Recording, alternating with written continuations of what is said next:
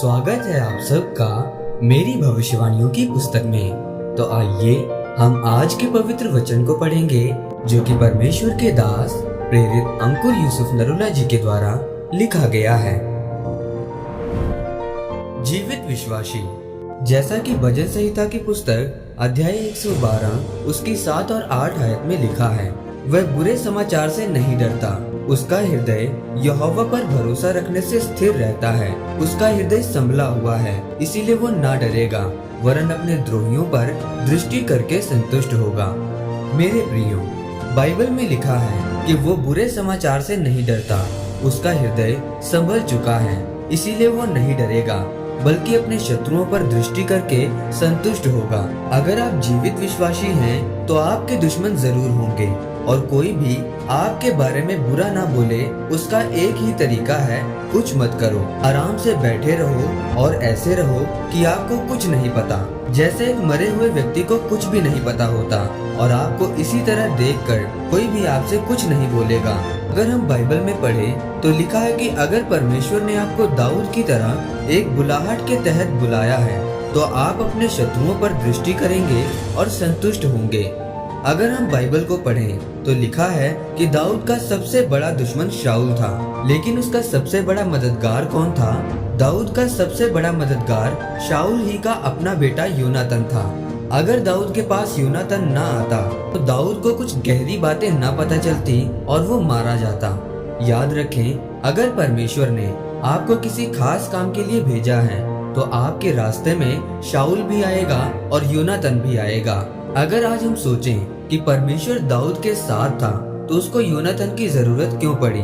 लेकिन बाइबल बताती है कि जो कुछ शाऊल दाऊद की हानि के बारे में सोचता था, तो योनातन सब बातें दाऊद को बताता था। आज बहुत सारे देश ऐसे हैं जो पूरी रीति के साथ मर गए हैं, क्योंकि उनको नहीं पता कि कौन उनके राज्य में भेदिए हैं जो उनके नहीं बल्कि उनके शत्रुओं के हैं। अगर आप एक जीवित विश्वासी हैं तो परमेश्वर आपके ऊपर भेदियों को जाहिर करेगा। याद रखें, आप वो मसीही ना बने जो आराम से चल रहा है। आपको समझ होनी चाहिए कि परमेश्वर आपसे क्या चाहता है, आपको कैसे शैतान को हराना है और कैसे परमेश्वर की योजना को समझना है। एक बार परमेश्वर ने मुझ पर जाहिर किया कि कुछ लोगों की जिंदगी में परमेश्वर की योजना है कि वो करोड़पति होंगे, कुछ कंपनी के मालिक होंगे, लेकिन अभी तक वो उसी जगह पर हैं क्योंकि वो जीवित विश्वासी नहीं हैं। इसीलिए आज बहुत सारे लोग ऐसे हैं जो अपनी जिंदगी में हारे हुए हैं, उनका यहोवा पर भरोसा नहीं है।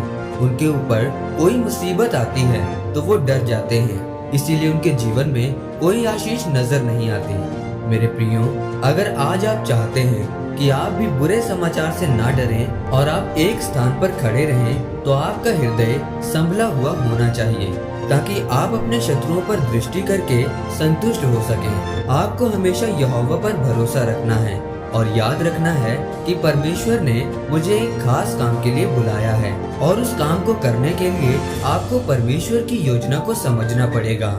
और उस योजना को समझने का एक ही तरीका है कि आप जीवित विश्वासी बने और बिना डरे चुपचाप एक स्थान पर बैठे रहें।